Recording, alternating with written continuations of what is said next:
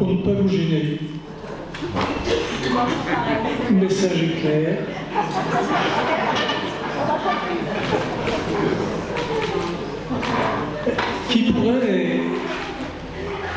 Qui pourrait s'étonner si j'affirmais que nous avons dans ce pays le goût des mots.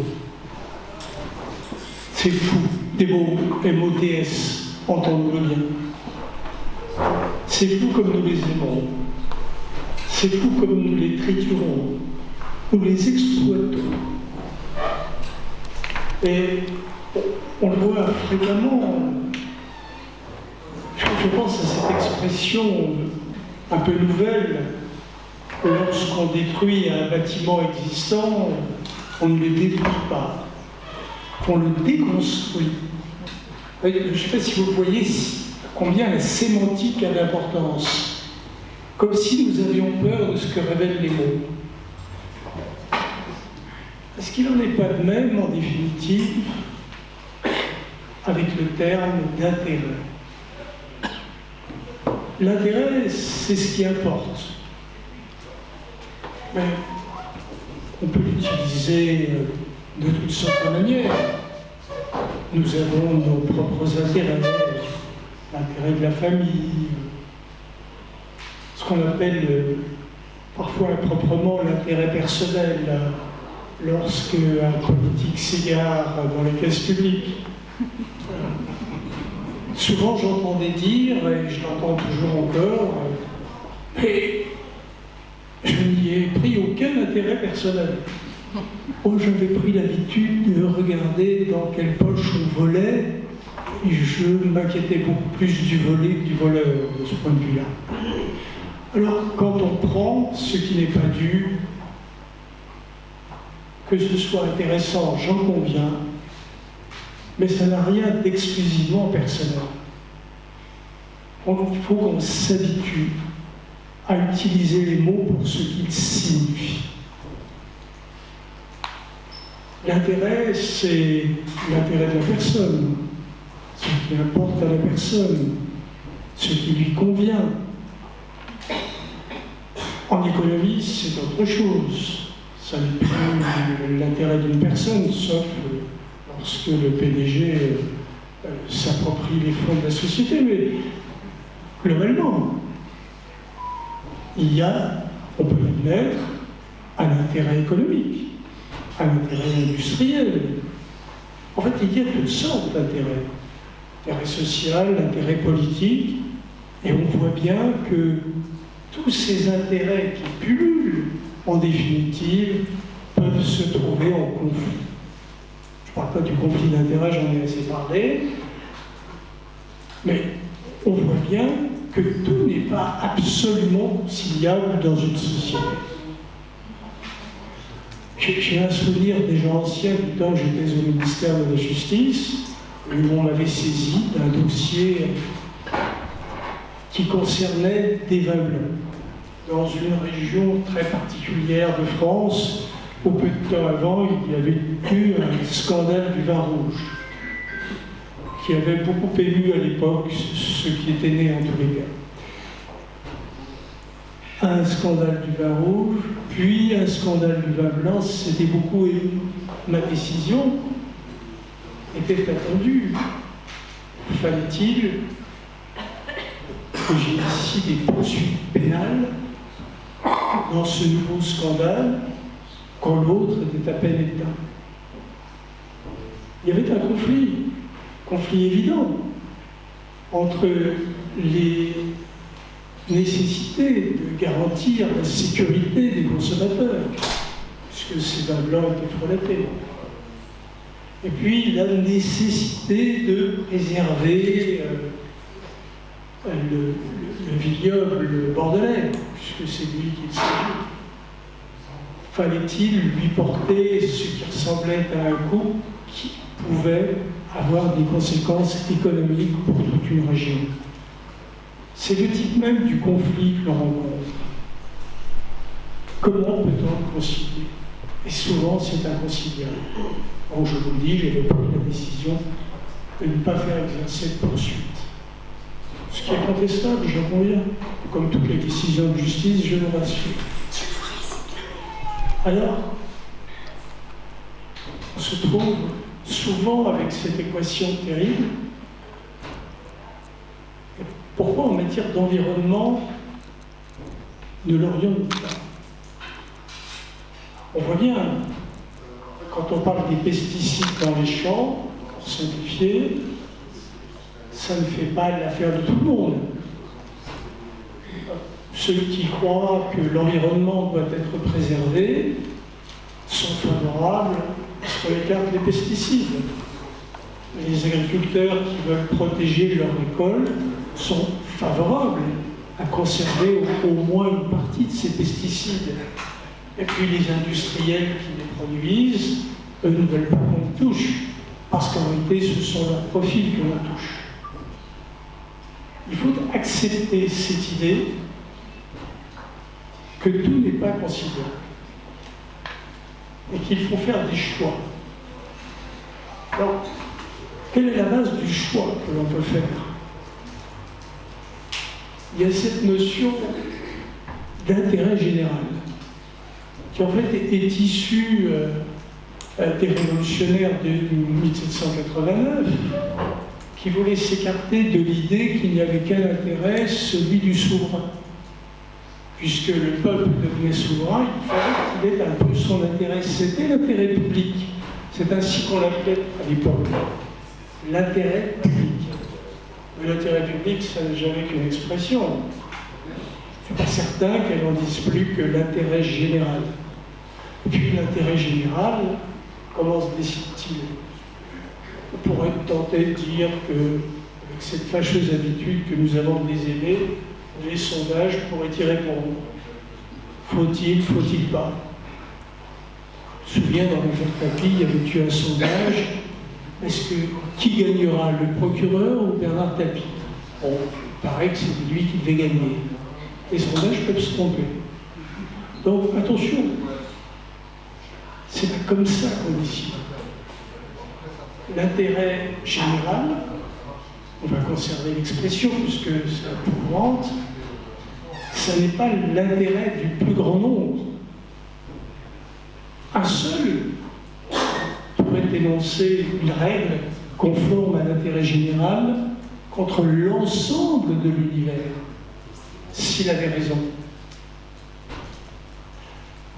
Alors on sait bien que sous couvert d'intérêt général, des décisions sont prises, qui ne sont pas toujours excellentes, qui sont parfois contestables, voire dangereuses, qui conduisent à des catastrophes politiques, des catastrophes économiques. Mais l'expérience montre que le sujet sur lequel porte cet intérêt n'a pas nécessairement un caractère universel irréversible. Avec l'environnement, nous sommes arrivés à une autre dimension. Il ne s'agit pas de choisir entre les intérêts. Il s'agit de choisir entre la poursuite du monde, si j'ai bien compris que vous allez y venir, entre la poursuite du monde et un arrêt brutal de celui-ci. Il s'agit de savoir si la vie va pouvoir se poursuivre sur Terre. Ça paraît assez simple dit comme ça. Mais est-ce qu'il faut le dire d'autres manières? Alors, je ne peux pas faire de comparaison avec d'autres. Si vous prenez la guerre entre l'Ukraine et la Russie, on voit quel est l'intérêt de la Russie. On voit quel est l'intérêt de l'Ukraine.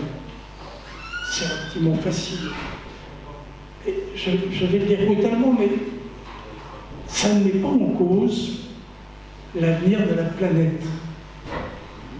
Ça met à terme. Mais dans l'immédiat, non. Ce sont des morts, ce sont des économies réduites à néant, c'est un danger potentiel, important pour le monde. Quand il s'agit d'environnement, ça va bien au-delà. il faut le mesurer comme tel. On ne peut pas dire, bon, il va manquer quelques papillons. Les abeilles fuient, les rivières se polluent, le monde progressivement s'étiole. Ça ne suffira pas. Il faut bien concevoir quel est le risque. Et le risque est tellement majeur qu'on ne peut plus se référer à cette notion d'intérêt général telle que nous la concevons, qui n'est jamais que, dans nos systèmes démocratiques en tout cas, que l'expression de la volonté de ceux qui ont reçu mandat de décider pour nous, parce qu'ils estiment que c'est la meilleure solution. Alors laissons de côté tout ce qui est compromis, compromission, conclusion, arrangement. Là, ça n'est plus le problème. Le problème, c'est de prendre des décisions qui, demain, nous permettront encore d'avoir des débats, qui permettront à les enfants de connaître une vie telle que nous l'avons connue. Alors, parce qu'il faut que je vous passe la parole, et c'est vous qui avez les choses les plus importantes à dire, oubliez le titre que j'ai voulu donner à mon intervention. L'intérêt général comme premier facteur d'une politique de l'environnement. Non. Le véritable titre, et c'est ma conclusion, l'intérêt de tous est le seul facteur d'une politique de l'environnement.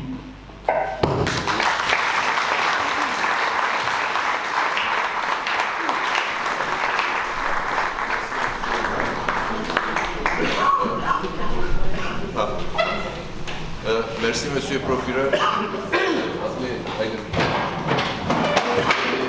Le plaisir d'inviter.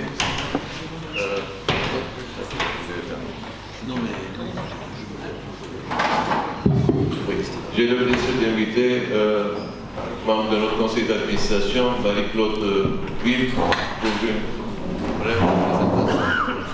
Merci. Il y a beaucoup à dire sur le professeur Ménès, hein, parce que, à côté de moi, un total de 225 publications et communications scientifiques.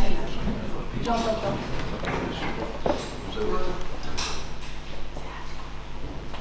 C'est bon? Alors, je recommence. Avec un total de 225 publications et communications scientifiques, une soixantaine d'articles de vulgarisation scientifique, grand connaisseur des fonds marins, Alexandre Ménès, professeur émérite de biologie marine de l'Université Côte d'Azur, c'est de quoi il parle. C'est un minimum. Spécialiste de la végétation sous-marine qu'il a étudiée au cours des milliers de plongées en milieu tropical et surtout en Méditerranée. Ah, ça sonne. En 1989, il cueille l'algue verte. Vous vous en souvenez peut-être. Cette algue inhabituelle dans les fonds marins près de Monaco. Il fut le lanceur d'alerte de l'invasion de l'algue tueuse, la Colerpa taxifolia, mise en scène dans son roman, Le roman noir de l'algue tueuse, que j'avais conservé à l'étude un certain temps. Une période difficile pour le croisé de la Méditerranée, puisque c'est ainsi que t'appelais, et ça ne marche plus, la journaliste. Mais j'ai rien. On va changer. On va changer. Alors là, ce journaliste, c'était Laura Chagli, personne ne la connaît, mais elle avait envoyé ce terme de croisée de la Méditerranée qui correspondait tout à fait au travail qu'il avait fait pour dénoncer cette ère de tueuse qui allait envahir toute notre Côte d'Azur. Passionné par l'évolution, il a écrit un ouvrage intitulé « Comment la vie a commencé ?» Les trois genèses du vivant. Son domaine de compétences... Adieu Berthe. Allez, tape un peu. Son domaine de compétences s'étend de la phycologie, c'est-à-dire l'étude des algues, à l'écologie et à l'impact anthropique sur le milieu marin littoral biodiversité marine. Allez, un petit peu encore. Bah oui, mais j'espère que c'est le seul. Hein. Alors, membre de plusieurs comités scientifiques de réserve sous-marine, il a dédié ses recherches à la connaissance et la protection de la biodiversité marine. Son dernier livre, Protéger la biodiversité marine, bouscule les idées reçues. En prenant pour exemple la Méditerranée, il présente une évaluation originale de nos impacts sur la mer. Bon, j'espère qu'elle va aimer les hommes maintenant, parce que c'est à toi de parler. Merci beaucoup.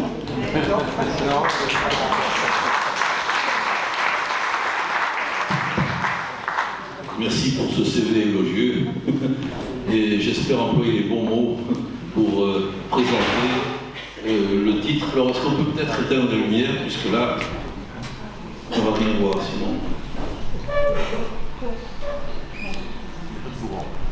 On peut éteindre? Oui. Donc on m'a imposé un titre.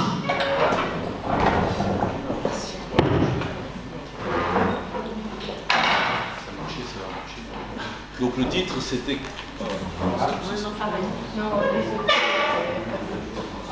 Le titre qu'on m'a imposé, c'était en vue de la protection des océans. Quels changements et actions sont attendus de la part des gouvernements, des entreprises, et quelles sont celles que nous, niçois, pouvons mener à notre niveau? Ça c'était donc, ben voilà, ça marche très bien.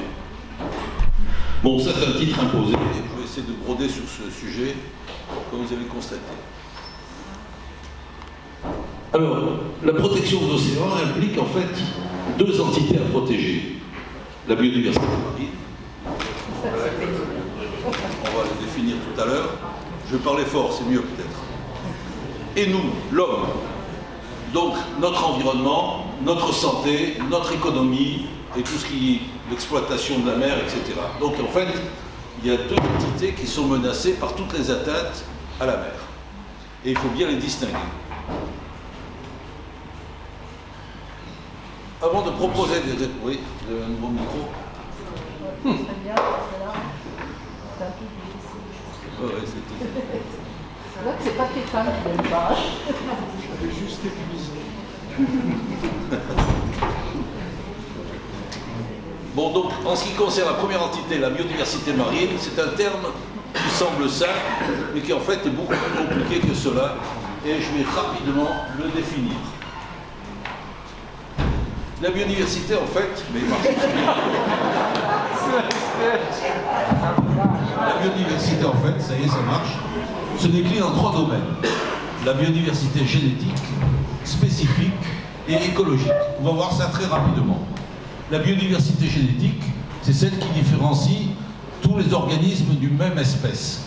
Quand je vous vois, on est tous différents. Les cheveux, la couleur des yeux, la taille, etc. La langue, les façons de parler, etc. Ça, c'est la biodiversité génétique. Chacun a sa spécificité. Mais elle n'est pas très bien étudiée en milieu marin. C'est pas trop intéressant globalement. Ensuite, nous avons la biodiversité spécifique. C'est cette biodiversité-là que l'on comprend la plupart du temps lorsqu'on parle de biodiversité. En fait, c'est la flore et la faune. Ce sont les animaux et les végétaux. En Méditerranée, par exemple, on a dénombré à ce jour environ 14 500 espèces différentes. 14 500 espèces, ce qui n'est pas beaucoup. Dont 2200 qui ne se voient pas à l'œil nu. Des planctons, des petites bactéries, des cellules unicellulaires. Donc il y a environ 12 000 espèces qui se voient à l'œil nu. Merci. Ça c'est pour chanter, c'est mieux. Donc là, ensuite il y a la biodiversité écologique. Ce sont les écosystèmes marins. Alors pour comprendre ce terme de biodiversité écologique, il faut savoir qu'en mer il y a deux très grands ensembles très distincts à l'intérieur duquel il y a de multiples écosystèmes. Le premier ensemble qu'il faut distinguer, c'est le pélagos et le bathos. C'est des mots un peu barbares, j'en conviens. Mais le pélagos, ce sont tous les organismes, du plus minuscule à la baleine, qui vivent en pleine eau et qui ne vont jamais sur le fond de la mer. Donc toute leur vie, naissance, reproduction, nourriture, vie et mort, en pleine eau, sans jamais aller sur le fond des mers. Ça, c'est le pélagos. que ce soit en surface, à 2000 mètres de profondeur, tout ça, c'est du pélagos. Ensuite, il y a ce qu'on appelle le benthos. Le benthos, ce sont tous les organismes qui dépendent ou qui vivent sur le fond de la mer. Alors bien entendu, il y a les algues qui sont fixées, il y a des bestioles qui vivent dans la vase, dans le sable, mais également les poissons qui vivent au détriment de tout ce qui vit sur le fond. Et donc ça va de la surface jusqu'aux plus grandes profondeurs, mais toujours sur le fond, qui ont besoin du fond, soit pour se nourrir, soit pour se reproduire, etc. etc. Donc, benthos et pélagos, premier grand ensemble d'écosystèmes marins.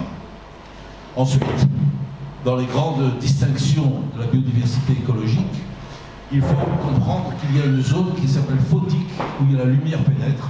Ça va pas très loin, 120 mètres. Au-delà des 120 mètres, ce sont les ténèbres, jour et nuit. Et donc il y a une zone où il y a de la photosynthèse, et c'est l'essentiel de la vie marine qui dépend de ça. Et dans cette zone où il y a de la photosynthèse, il y a des végétaux minuscules, phytoplancton, plancton qui a des cellules où il y a de la chlorophylle à l'intérieur. Il y a des algues et également des plantes à fleurs.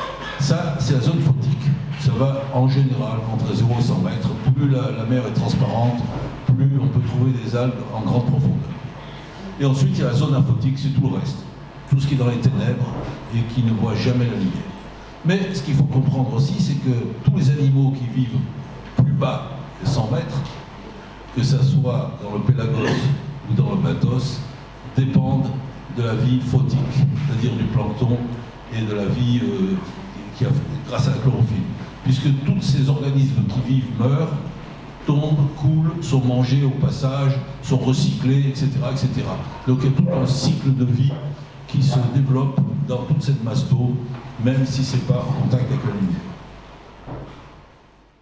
La biodiversité a deux particularités. La première, il faut bien la comprendre, parce que c'est important.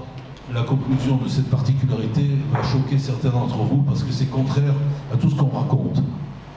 La première particularité, c'est l'endémisme. L'endémisme, c'est le fait qu'une espèce, un végétal, un animal, ne vit qu'à un endroit donné et nulle part ailleurs dans le monde. Ça, c'est l'endémisme. Ça s'appelle l'endémisme. En Méditerranée, environ 20% des espèces marines sont endémiques de Méditerranée. Ça signifie qu'on ne les trouve qu'en Méditerranée. C'est simple à comprendre.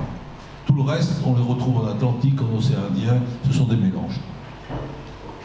En fait, la particularité de la biodiversité marine, que ce soit en Méditerranée ou ailleurs, c'est qu'il n'y a pas d'endémisme localisé. Je m'explique. Il n'y a pas une espèce qu'on peut trouver, par exemple, autour de la Corse, qu'on peut trouver que dans la rade de Villefranche. Ça n'existe pas. Le seul endémisme au niveau de la Méditerranée, ce sont des espèces qui peuvent vivre dans la mer Égée, et qu'on ne trouve pas dans l'autre partie de la Méditerranée. Des organismes qu'on trouve dans l'Adriatique et pas ailleurs. Mais il n'y a pas d'endémisme localisé. Pourquoi? Parce que tous les organismes marins se reproduisent en pleine eau. Donc les spores, les gamètes, les juvéniles, tout ça part avec le courant et fait le tour de la Méditerranée. On trouve des girelles ici, on les trouve au Maroc, on les trouve en Turquie, on les trouve partout. Donc tout ça, ça se mélange, ça tourne. Si à un endroit ça disparaît, mais ça revient grâce à un autre endroit où ça n'a pas encore disparu. Et donc en conclusion, depuis qu'on a fait des études sur l'inventaire des espèces, la biodiversité spécifique, aucune espèce a disparu en Méditerranée à ce jour. Malgré tout ce qu'on raconte, on dit toujours une espèce qui meurt tous les 3 jours. Au niveau terrestre, c'est possible, parce qu'il y a des endémismes localisés. On détruit la plante ou l'animal qui vit à un petit endroit, c'est fini pour toujours, parce qu'il y a des endémismes localisés, pas en mer. Donc ça, c'est une des premières choses à savoir sur la biodiversité spécifique. La deuxième particularité, c'est que pour la biodiversité de Méditerranée, c'est qu'il n'y a pas d'espèce qui a disparu, on est d'accord. Il y en a 1000 en plus, depuis une 50aine d'années. 1000 en plus qui sont arrivés. Ce sont des espèces introduites. Certaines sont envahissantes, d'autres non. La plupart viennent de la mer Rouge, à cause du canal de Suez. Il a été élargi. On a barré le Nil, donc il y a moins d'eau qui arrive, donc il y a une dépression de la mer Égée par rapport à la mer Rouge. Donc il y a un courant continu d'espèces qui arrivent de mer Rouge en Méditerranée, et beaucoup s'acclimatent. Et certaines dominent et vont changer. En mer Égée, on est surpris de voir un tas d'espèces bizarres qu'on n'a jamais vues en Méditerranée. Ce sont des espèces qui viennent de la mer Rouge. Donc en conclusion de la biodiversité spécifique, les deux particularités, aucune espèce a disparu, il y en a 1000 en plus. C'est un peu surprenant. Hein. Mais ça ne veut pas dire que tout va bien. Parce parce que la biodiversité peut s'effondrer dans certaines régions. Donc ce sont des effondrements localisés. Il peut y avoir moins de poissons, ce sont des problèmes locaux. Voilà, donc c'est ce que j'ai raconté à l'instant. Alors, comment renforcer la protection de la biodiversité en mer? Donc c'est une des grandes questions qu'on peut se poser. La première posologie, c'est qu'il faut lutter contre toutes les atteintes au milieu marin. C'est lutter. C'est donc des actions offensives. Il faut les réduire, il faut les supprimer, etc. Donc c'est une action offensive. Nous verrons après qu'il y a des actions défensives. Pour cela, il faut les hiérarchiser. Quelles sont les atteintes majeures au milieu marin, que ce soit dans les océans ou en Méditerranée? En fait, il faut toujours distinguer en premier lieu les deux cibles. C'est ce que j'ai dit au début, et c'est ce qu'on parle un peu, quels sont les intérêts des uns des autres, les deux intérêts, l'intérêt de la biodiversité et l'intérêt de l'homme. Je donne deux exemples. Si je construis un terre-plein en mer, un grand terre-plein, comme on a fait à Monaco il n'y a pas très longtemps, on détruit tout ce qui est en dessous, pour toujours. Donc la vie marine est affectée par cette destruction massive et qui est pour toujours, c'est-à-dire l'espace où ça vivait, ça ne vit plus. Par contre, l'homme en profite, il construit des immeubles, il les vend, donc il y a un intérêt humain de tous les gens qui y vivent ou qui vendent des choses là-dessus. Donc cette atteinte au milieu marin n'est ressentie que par un des deux éléments. Deuxième exemple, quand il y a une pollution bactériologique. Bon, les algues et les poissons, ils s'en foutent, des bactéries, des pathogènes. Par contre, nous, quand on se baigne, on peut attraper des maladies. Donc là, c'est une atteinte au milieu marin que l'on ressent, mais que la faune et la flore ne ressentent pas ou pratiquement pas. Donc il faut faire toujours comprendre ces deux cibles des atteintes au milieu marin. Ensuite, comment hiérarchiser toutes ces atteintes à l'homme ou à la vie marine? Eh bien, ça aussi, c'est une question qu'il faut se poser. Et la réponse est très simple. Le premier critère, c'est le critère temporel. En combien de temps la situation revient à la normale si on a supprimé l'atteinte? Voilà. Ça peut être immédiat. On construit une station d'épuration, il n'y a plus de bactéries, on peut se baigner.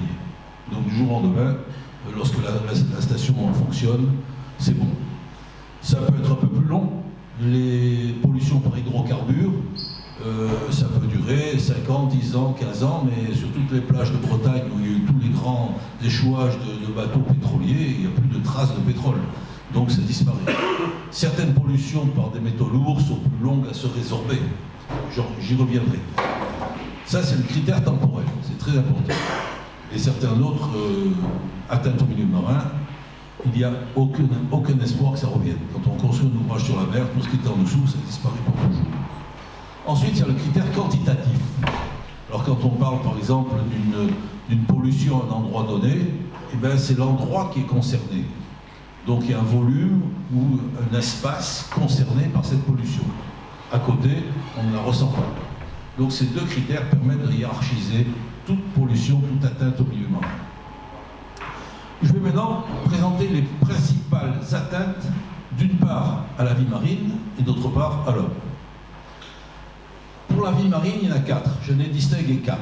La première, c'est, on n'en parle pas beaucoup, parce que ça nous intéresse, on en profite un peu, c'est notre intérêt de faire ces choses-là. Ce sont les constructions gagnées sur la mer. Alors nous en sommes très sensibles en Méditerranée, beaucoup moins dans l'Atlantique et dans les autres mers, parce que ici, la déclivité est très forte. Ça descend très vite. Devant Nice, ça descend très vite à 300 mètres et 30 mètres de profondeur, et c'est un peu partout pareil. Ça veut dire que dès qu'on construit quelque chose sur la mer, on recouvre de béton, on construit un port, etc. Et bien cette zone est perdue pour toujours, mais ça représente un pourcentage important de ce qui existait. Parce que plus profond, il y avait de la vie, et c'est pas la même que celle qui était détruite. À gauche, à droite, il y a toujours de la vie, mais elle a été réduite au total. Et on ne peut pas espérer qu'un jour on détruise un port pour faire pousser des algues. Donc, en conclusion, les constructions sur la mer, au niveau temporel, c'est pour toujours, c'est à jamais, c'est définitif. Il n'y a pas de résilience possible. C'est en cela que c'est une pollution importante. Alors, au niveau géographique, au niveau de l'ampleur, on a décompté à l'université tous les ouvrages gagnés sur la mer pour toutes les côtes françaises de la Méditerranée, environ 2000 km, Il y a plus de 1000 ouvrages gagnés sur la mer, et ça représente dans certains départements, comme les Alpes-Maritimes ou les Bouches-du-Rhône, plus de 10-15% des petits fonds entre 0 et 10 mètres détruits à jamais. À Monaco, le pourcentage atteint 90%. 90% des petits fonds ont été détruits à jamais à Monaco. Et donc toutes les espèces qui ne vivent que là, parce qu'il y a des espèces qui ne vivent que là, ne se retrouvent pas ni plus bas, ni à droite, ni à gauche. Voilà. Ça, c'est un gros problème. Donc c'est l'importance de ce problème. Alors que faire? Dénoncer, bien entendu, toute construction de nouveaux ouvrages sur la mer, parce que c'est vraiment très très embêtant, surtout en Méditerranée. Ça, c'est l'ouvrage construit à Monaco. Actuellement, il y a des immeubles dessus. 6 hectares gagnés sur la mer récemment. Deuxième atteinte au milieu marin pour la biodiversité, la surpêche. Il y a un siècle, les pêcheurs partaient en barque, il n'y avait pas de moteur, ils étaient plusieurs sur leur barque, ils sortaient que lorsque la météo semblait bonne, ils ne posaient les filets qu'à bras, ils ne pouvaient pas les relever avec des treuils comme actuellement, donc ils ne pouvaient pas mettre les filets profonds, ils ne pouvaient pas mettre de grandes longueurs de filets parce qu'il fallait les remonter à bras, et il ne fallait pas aller trop loin du port non plus. Donc à cette époque, il y a un siècle, il y avait des réserves naturelles où les pêcheurs n'allaient jamais. Ils n'osaient pas aller trop loin parce que si la météo se dégrade, il fallait vite remonter les filets. Ils ne pouvaient pas mettre des longueurs de filets importantes. Et donc, il y avait énormément de poissons il y a plus d'un siècle. Avec l'apparition des moteurs, la seule apparition des moteurs fait que on peut poser des filets à 800 mètres, 1000 mètres, on peut chaluter, draguer. Un seul pêcheur peut aller à des distances très importantes. Ils ont les GPS pour repérer les coins, donc tout a changé grâce à cause de la technologie. La surpêche, la résilience est lente. Quand on fait une réserve marine et qu'on a interdit toute forme de pêche, la biodiversité revient comme elle était avant. Il faut environ entre 5 et 10 ans, ce qui est assez rapide, on peut penser. Mais il faut une surveillance assidue pour pas qu'il y ait de braconniers. Parce qu'une fois que la biodiversité est revenue, qu'il y a un grand nombre de poissons qui sont sédentaires, et ben ça tente des braconniers qui vont piller donc la réserve. C'est comme un coffre-fort qu'on a créé avec des multiples poissons de grosse taille à l'intérieur. Le problème de la surpêche aussi, c'est que plus on pêche les gros poissons. Les gros poissons sont pêchés toujours en premier, c'est plus rentable, etc. Or, ce qu'il faut savoir, c'est que les poissons changent de sexe. La plupart des poissons changent de sexe. Les poissons blancs, la dorade, le loup, le mulet, le bar, etc., c'est la même chose, sont mâles quand ils sont petits et femelles quand ils deviennent au-delà d'1 kilo. Si on pêche trop de gros poissons, on supprime, on affaiblit un sexe. Et c'est pas que le sexe qui est affaibli, c'est le nombre d'œufs que produisent les gros poissons. Plus le poisson est gros, plus il produit d'œufs. Et donc, si vous voulez, on affaiblit toute la chaîne alimentaire, toute la chaîne de ces poissons. La surpêche n'intéresse pas que la pêche. Si on diminue le nombre de poissons dans une région, eh bien, les poissons ne mangent plus d'algues, ne mangent plus des invertébrés qui, eux, prolifèrent. Toute la biodiversité change. Et donc, c'est très important, la surpêche est un problème très important pour la biodiversité. Aucune espèce a disparu, rassurez-vous, mais le nombre de poissons diminue un peu de partout et il y a un équilibre entre la pêche et ce qui reste. Et à un moment donné, les pêcheurs, c'est plus rentable de pêcher, donc ils ne vont plus pêcher. Alors d'abord, je montre que la résilience est lente, difficile à gérer. Géographiquement, toutes les mers du monde sont concernées par ce problème de la surpêche. Donc c'est un problème très important. Alors que faire? Il faut défendre des espèces et la défense, on y reviendra tout à l'heure. Je donne l'exemple pour Nice. Les deux atteintes conjuguées, la construction de l'aéroport, toute la promenade des Anglais est artificielle. Il n'y a plus de petits fonds pour les juvéniles. Les galets, c'était du sable avant. Eh bien, au début du XXe siècle, jusqu'en 25, il y avait 196 pêcheurs à Nice. 196 pêcheurs. Et avec 70 barques. Et ils ramenaient 170 tonnes de poissons par an. Maintenant, il n'y a plus que deux pêcheurs, je crois, à Nice, un à Carras, un à Nice. Ils doivent pêcher une production mineure. Et rien n'a changé, c'est pas la pollution. C'est pas la pollution, c'est la surpêche et la destruction des petits fonds qui étaient utiles aux juvéniles. Troisième atteinte à la cible de vie marine, c'est l'introduction d'espèces exotiques. Ça modifie tous les équilibres. Un poisson prend la place d'un autre, l'algue verte avait failli tout envahir, heureusement qu'elle a reculé. C'est difficile à faire quelque chose contre ça, parce qu'il faudrait filtrer l'eau de la mer Rouge qui rentre par le canal de Suez. Le problème des bateaux qui transportent de l'eau dans les ballasts. Quand un bateau déverse sa cargaison, en général, il est très haut en mer, il n'est pas stable, donc on le remplit d'eau dans le port où il part. Et on vide l'eau dans le port d'arrivée. Or, dans l'eau, il y a toute une série d'organismes qui viennent du Japon, qui sont déversés aux États-Unis. Aux États-Unis, ils ont rempli un bateau qui s'est déversé en mer Noire. Et il y a une genre de petite méduse qui a détruit tous les poissons pélagiques. C'est un petit cténophore. Donc une seule espèce transportée par des bateaux peut faire des... Alors maintenant, il y a des accords internationaux qui disent que le bateau il doit vider ses eaux de ballast au milieu des océans et le re-remplir avec une eau pélagique et pas une eau benthique. Voilà. Bon, mais je ne sais pas s'ils le font tout ça, ça m'étonnerait. Donc ça, c'est des poissons, par exemple, on attend beaucoup le poisson lion, celui-là, on l'attend sur nos côtes, il va arriver un jour, c'est une race cassolante, très urticante, consommable, heureusement, mais qui est très vorace, très carnivore. Elle est arrivée en Italie, elle vient de la mer Rouge, elle est arrivée déjà en Italie, en Sicile. Elle est arrivée en Atlantique, elle pourrait le faire partout dans les Caraïbes, et on l'a revue jusqu'à New York. Et à New York, il fait froid, donc elle va arriver ici. On la surveille. Ça, c'est la cholerpa, la fameuse algue tueuse dont on a parlé tout à l'heure. C'est un épisode assez surprenant aussi. Ensuite, le quatrième, bien entendu, c'est le changement climatique. Alors, le changement climatique, ce qu'il faut bien savoir, c'est qu'il y a un réchauffement des eaux anormal, tout le monde l'a constaté ici, ça atteint parfois les 29, 30 degrés. Mais ce ne sont que les eaux de surface qui sont... Et c'est surtout l'été, que l'été. Maintenant, il fait toujours 14, 15, 16 degrés. Hein. C'est que l'été que ça se passe. Et ça se passe l'été où il n'y a pas de vent, pas de tempête. Parce que lorsqu'il y a une tempête, lorsqu'il y a du vent, lorsqu'il y a des courants, les eaux froides du fond se mélangent avec les eaux de surface et il fait froid. À Marseille, ceux qui se baignent savent qu'en plein été, il peut faire 14-15 degrés lorsqu'il y a un coup de vent ou une tempête.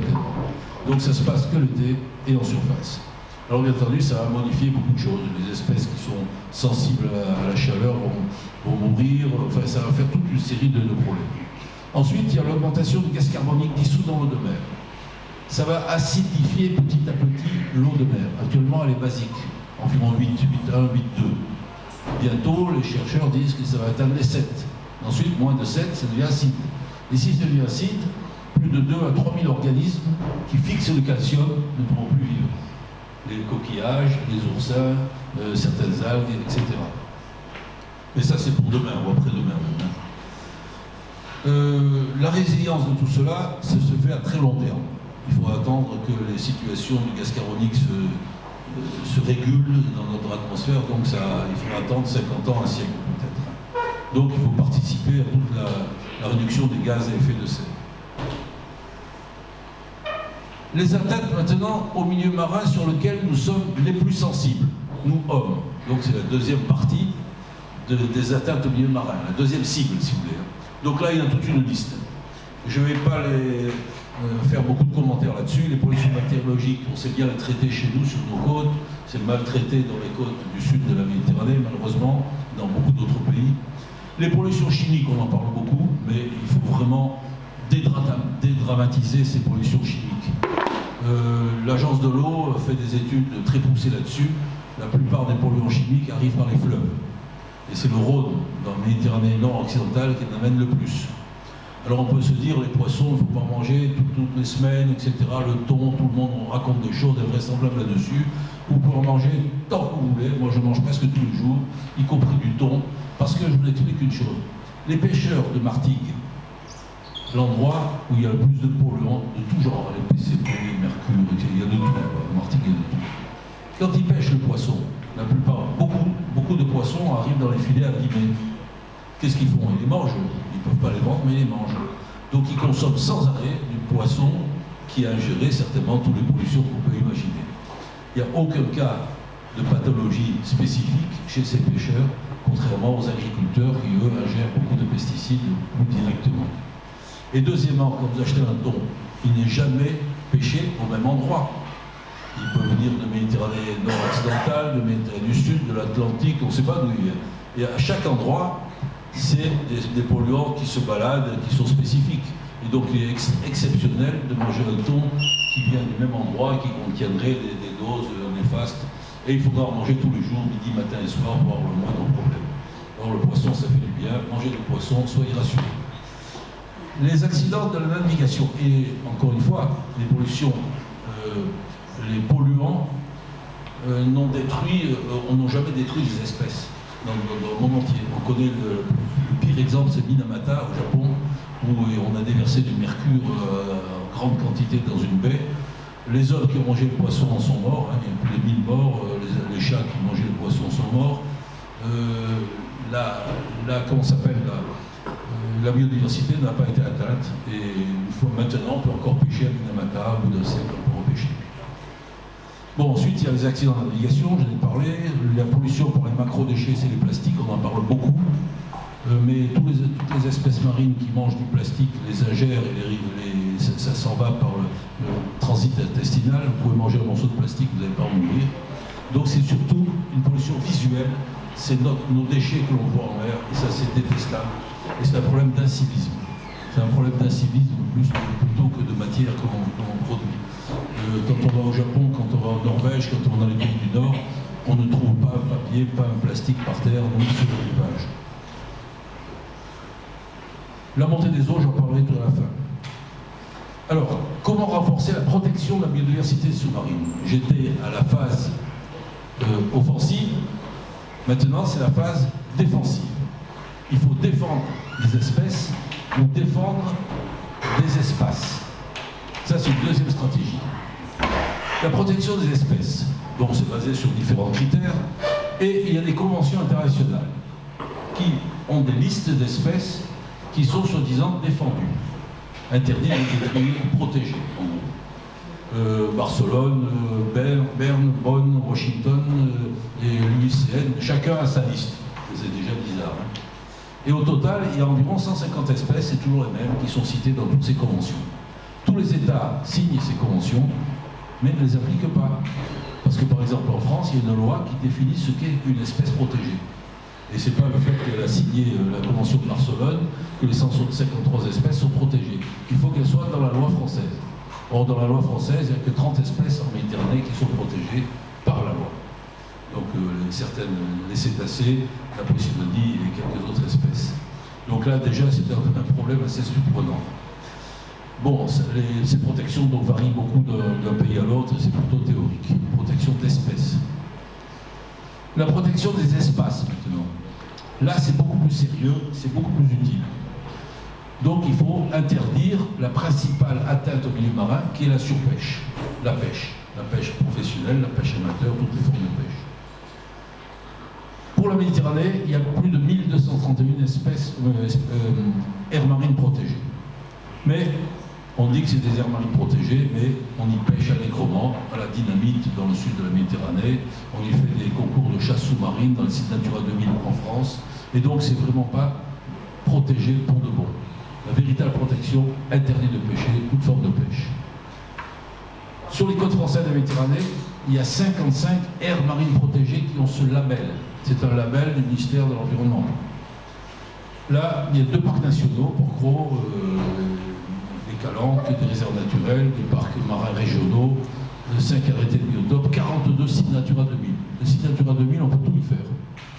On peut y pêcher allègrement, toute forme de pêche. On peut construire, on peut faire des championnats de chasse sous-marine. Et donc, c'est simplement une harmonisation entre les activités de loisirs, de nautique, de pêche qu'on pratique dans ces sites Natura 2000. Anomalie aussi, c'est le petit dessin qui vient ici. Toutes ces aires marines protégées françaises se superposent.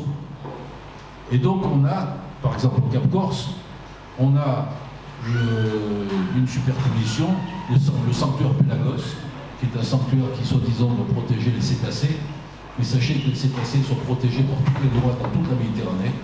Donc dans Pélagos, on ne fait que mieux les observer, c'est tout. Mais ils ne sont pas plus protégés que si on sort de Pélagos. Le Pélagos est superposé par 3 sites Natura 2000, un parc marin régional, 2 cantonnements, une réserve marine et un arrêté de biotope. Et pour chacune de ces choses-là, il y a une organisation indépendante, avec un chef, des administrateurs, etc. Et c'est la même surface, le même endroit. Donc si vous vous faites attraper, vous pouvez vous faire attraper par 5 ou 6 administrations différentes qui gèrent le même endroit, l'arrêté de biotope, la réserve marine, le cantonnement, etc., etc. Donc il y a beaucoup d'anomalies sur ceci. Donc système beaucoup trop complexe. Peu efficace. 0,66% des eaux territoriales françaises sont protégées actuellement. Donc, en fait, c'est ce qu'on m'a demandé, il faut que tout le monde soit conscient qu'il faut mieux comprendre la biodiversité marine pour la protéger tant au niveau offensif qu'au niveau défensif. Mais maintenant, je parle de l'attente, c'est la fin de mon exposé, majeure pour le milieu marin, celle qui nous concerne nous. C'est la montée des eaux, due au changement climatique. La montée des eaux a deux causes. Un, la fonte des glaciers, surtout au niveau du Groenland, de l'Antarctique, et également la dilatation de l'eau. Et ça compte pour moitié. Quand l'eau devient plus chaude, ça se dilate, et donc le niveau de la mer augmente. Donc ce sont les deux causes. Des courbes sont assez affolantes, ça monte à toute vitesse, comme ici, et les prévisions sont mauvaises. Dans 78 ans, maintenant c'est dans 60, en 2100, c'est dans moins de 70, c'est dans 74 ans, on pense qu'il y aura un mètre en plus, mais maintenant on pense même que ça va dépasser le mètre. En effet, il y a beaucoup de facteurs qu'on n'arrive pas à modéliser. La libération de gaz piégés dans le permafrost, la banquise qui ne renverra plus le rayonnement du soleil au niveau du pôle Nord. Et donc le soleil va réchauffer la mer. Le dépérissement des forêts qui brûlent de partout de plus en plus. Les hydrates de méthane libérés par les fonds de la mer. Le méthane qui est à 20% responsable du changement climatique. Tout ça, on le modélise très mal. Et donc, il faut s'attendre à une augmentation beaucoup plus rapide que de la prévue du GIEC, qui augmente sans arrêt ses prévisions de la montée des eaux. Et le 24 mars de cette année, la NASA a publié un chiffre qui fait peur.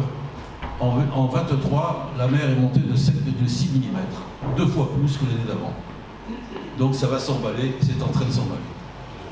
Les conséquences sont des submersions quand il y a des tempêtes. Ici, c'est par exemple à Menton, en Corse, à Santa Severa, le port d'Erbalunga. Les solutions locales contre la montée des eaux sont multiples, mais vont pas servir à grand-chose dans les décennies qui viennent. Par exemple, à Nice, on met des galets sans arrêt. Chaque année, on met des galets sinon ça disparaît, et plus de plage.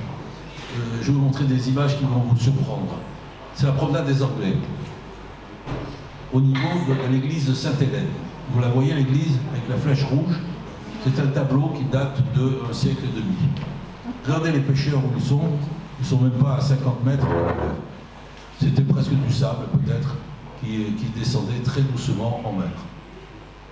Maintenant, voici l'église de Sainte-Hélène aujourd'hui, et vue par Google Earth, elle est à 130 mètres de la mer. Tout ça, ça a été gagné sur la mer. Tout ça, ça a été gagné sur la mer pour essayer de se défendre.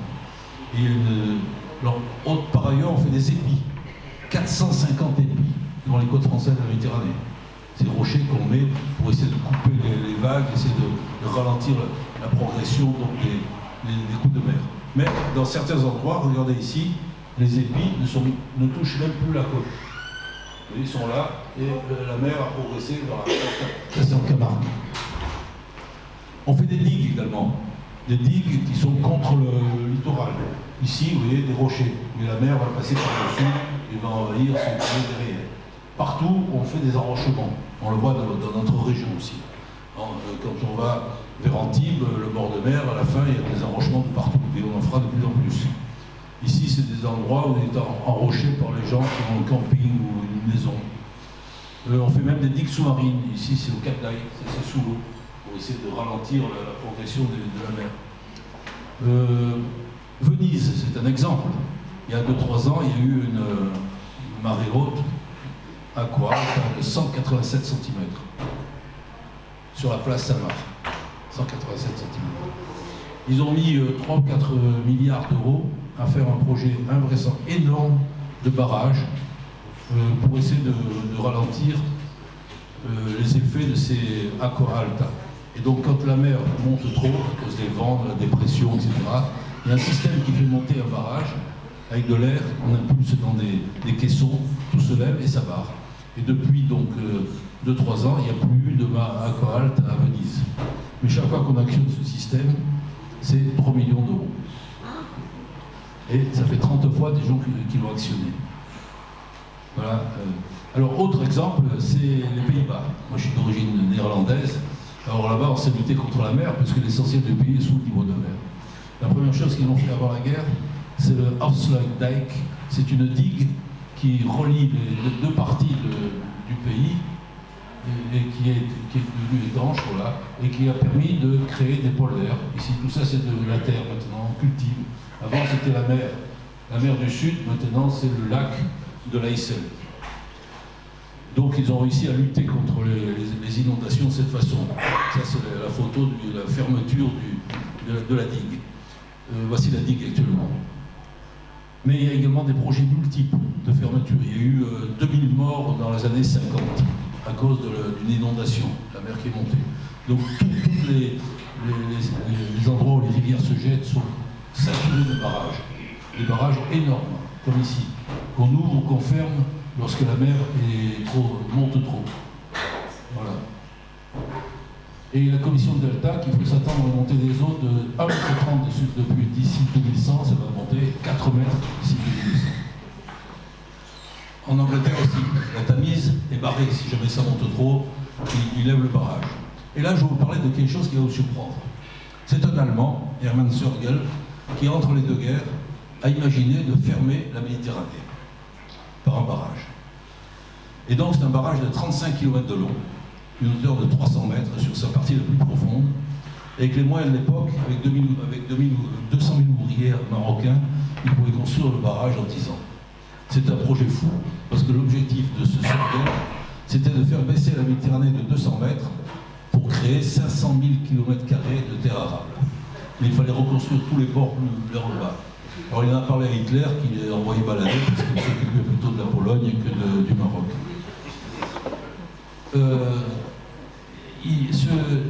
En fait, pour sauver les meubles en Méditerranée, on a repris l'idée de Sörgel, fermer le barrage de Gibraltar, mais ça c'est le dessin de Sörgel, on voit le barrage ici qu'il voulait construire, avec des écluses ici, des écluses à Suez, et voici tout en rouge toutes les terres arables qui pouvaient gagner en faisant ce barrage, faisant baisser de 200 mètres la Méditerranée. Et aussi une image du barrage tel qu'il avait imaginé. Et voici une autre image, on voit la croix gammée ici, et les terres arables en dessous du barrage de Gibraltar, avec le rocher de Gibraltar ici.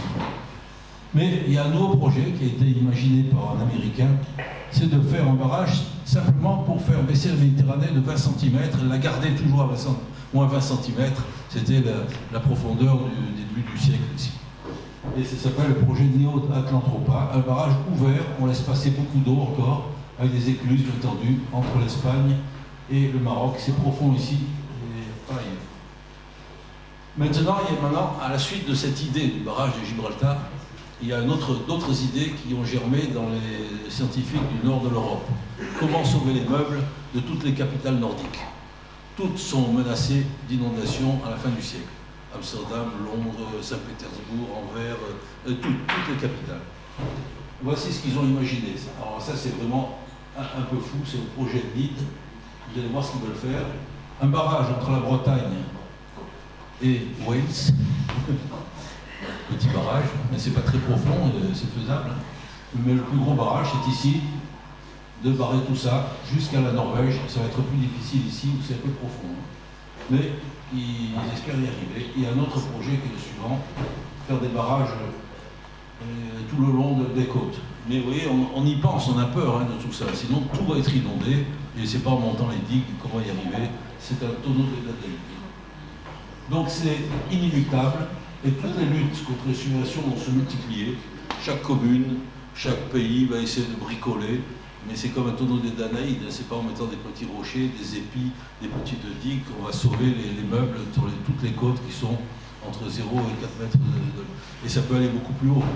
On a calculé que si tout fondait, et c'est arrivé dans le lointain passé, la mer peut monter de 60 mètres. Donc à long terme, une seule solution globale, sinon ce sont des tonneaux de Danaïdes. Il faut reculer, sinon il faut reculer et laisser la mer monter, on n'arrivera jamais. Donc ça, c'est la principale atteinte au milieu marin, c'est le changement climatique qui provoque la montée des eaux. Et quels que soient les efforts que nous allons faire, c'est trop tard. Ça va monter d'ici 2100. Voilà. J'ai donc écrit un livre à ce sujet et je vous remercie de votre attention.